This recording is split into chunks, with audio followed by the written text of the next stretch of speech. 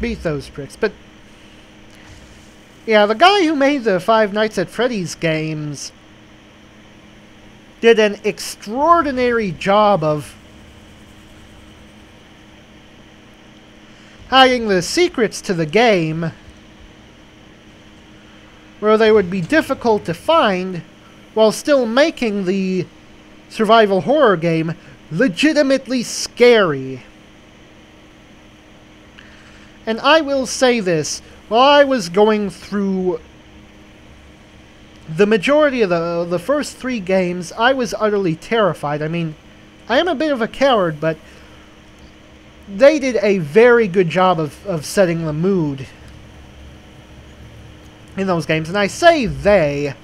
There was really only one person who worked on it, Scott Cawthon. Made all 3 games all by himself. The second one in, I think, only 87 days. Which is really, really neat. Considering 87 is kind of an important date in the game's lore,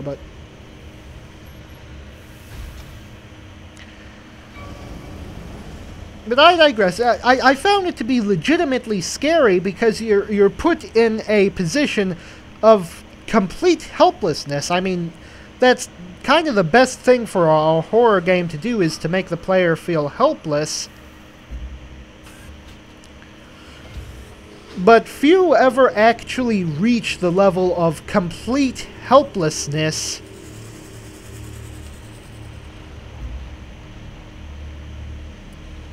that you encounter in Five Nights at Freddy's, because you can't even move. You don't have weapons. The only thing you can do is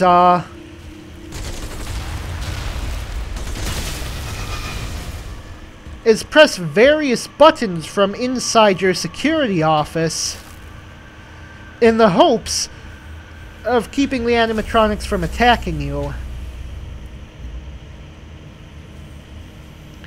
And I mean, sure, there are the people who will say that the animatronics are not scary because, you know, they're fluffy animals like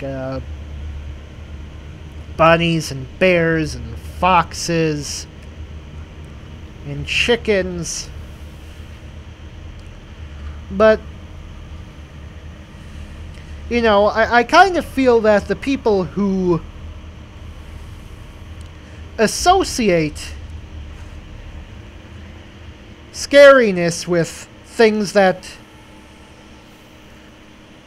are commonly associated with fear really don't get why things are supposed to be scary. I mean, a common thing for people to be afraid of are spiders and rats too. But to be honest, I really am not scared in the slightest of either. Well, I mean, maybe a little, because rats tend to carry diseases, and some spiders can be poisonous. But, you know, for the most part, neither can really do any damage to you. And they may seem strange looking, but really, I don't judge things on their looks. And the kind of things that I'm afraid of generally are the things that can actually do harm to me. And so that to me, kind of ties in a lot with, The body may fail, but our spirit never. Oh, you were spying?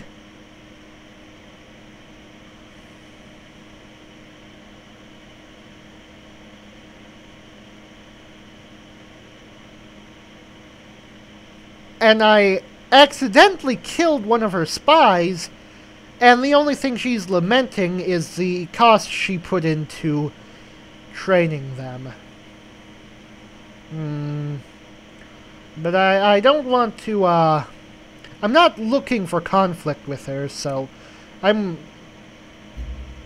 willing to, overlook this. Expedition complete.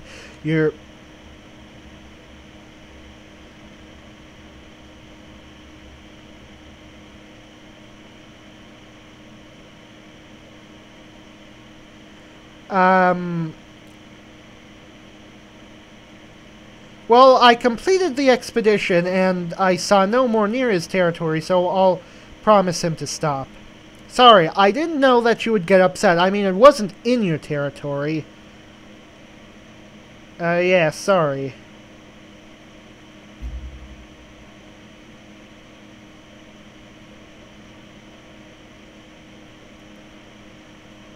Well, technically we were, yeah, we rescued people who were, stranded in the, settlement, and you weren't oh. I'm pretty sure that this wasn't in their territory when I started the expedition, but they spread their borders over it, so yeah. Well, it will not happen again. Besides, all I really got was some population. Though I would hardly call that artifacts or salvage. What was I talking about?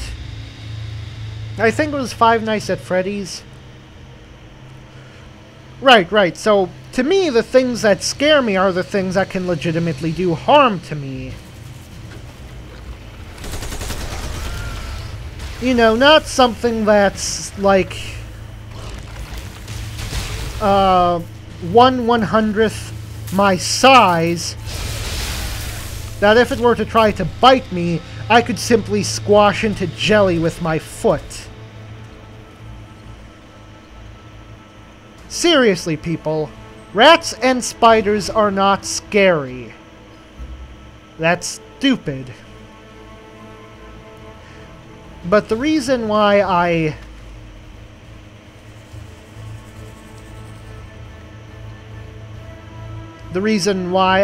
find Five Nights at Freddy's scary, despite the fact that it's fluffy, soft little animals, which most people don't associate with fear, and they don't really look scary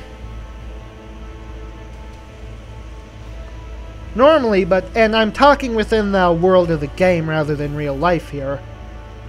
They kill you. If they touch you, you are as good as dead.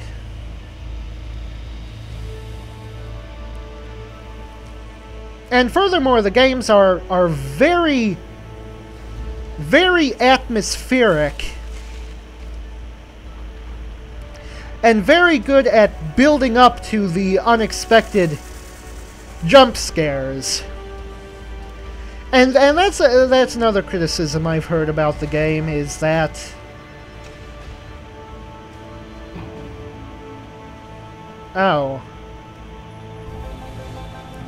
it's not scary because it's nothing but jump scares.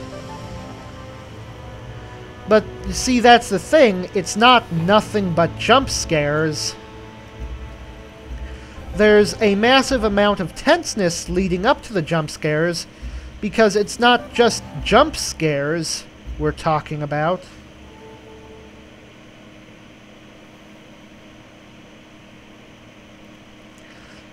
It's game-ending jump scares.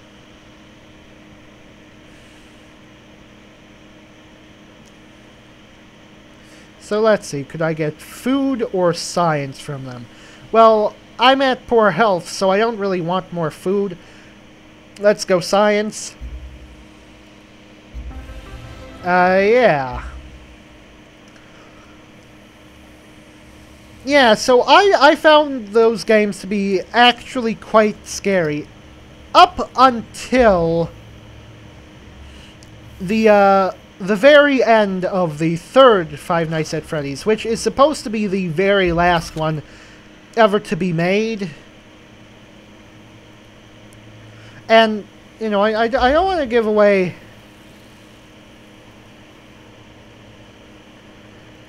any spoilers, but I just kind of feel like the ending kind of had a sense of, I guess, closure to the horrifying events of the obscure backstory that. And the weird thing is, because of just kind of how it ended, and I'm not even really sure why, I just don't feel as scared anymore. And it's weird.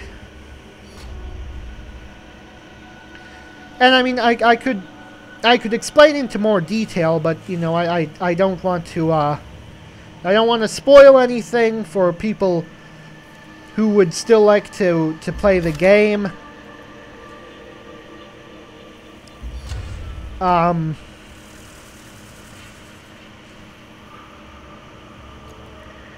yeah. And it kind of ended the game with a sense of closure without really answering very many of the secrets. Or at least not directly. I mean, obviously you can theorize, and as I've said earlier, I absolutely love to theorize on stuff like that. You asked me about that before, and I said no. Yeah, so I'm still likely to spend a while, you know, trying to just figure out for myself what the hell was actually going on down there.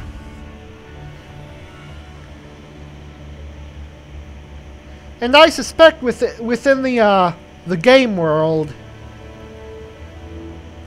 it that the and this is just a suspicion I have. It's nothing to be taken literally. I'm kind of suspecting that all the different restaurants the games take place in are hell, like literally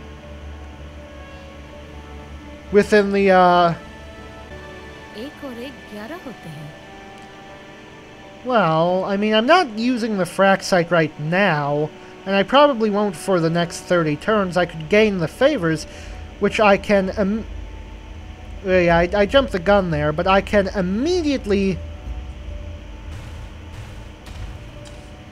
turn around and, I can immediately turn around... Namaste. Speak from and your soul. cash those favors in for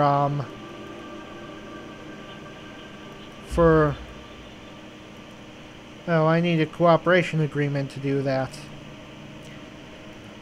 Whatever, it's been oh wow, this has been going on for a while. I should probably end the session now.